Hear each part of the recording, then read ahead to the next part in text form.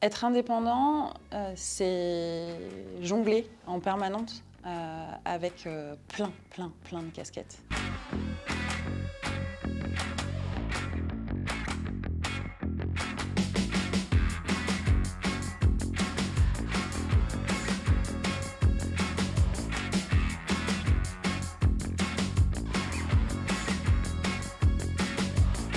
L'environnement dans lequel on a grandi, on a des parents qui sont à leur compte, qui ont été à leur compte, on a grandi là-dedans et on a connu que ça, on a envie de cette forme de liberté, d'autonomie dans laquelle on a grandi et donc on poursuit. Dans un monde de travail qui change, qui challenge énormément ses équipes, un des événements est plutôt désagréable. Très souvent, on a des déconvenus dans son emploi de salarié. On n'en peut plus, ça se termine en burn-out, en situation très complexe, très difficile. Et on se dit, tout ça, j'en veux plus.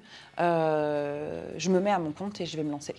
Et puis, il y a aussi le fait d'avoir de nouvelles idées, de nouvelles approches, de ne pas s'être senti forcément écouté, accompagné en tant que salarié.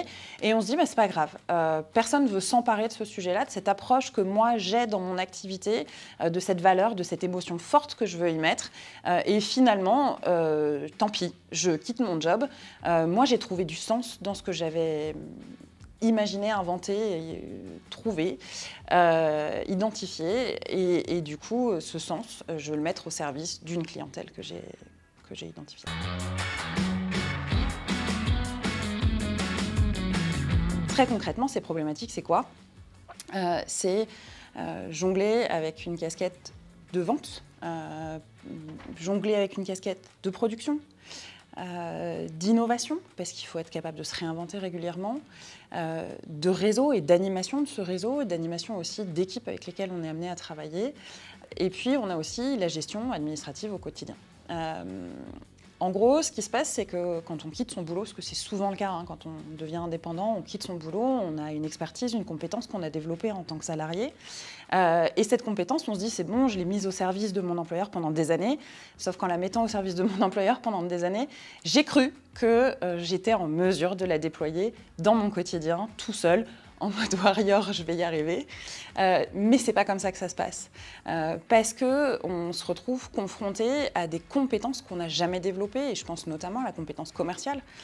Tout le monde n'est pas vendeur, tout le monde ne sait pas parler de soi, tout le monde ne sait pas parler de ses produits. Et tout ça, c'est les difficultés de l'indépendant.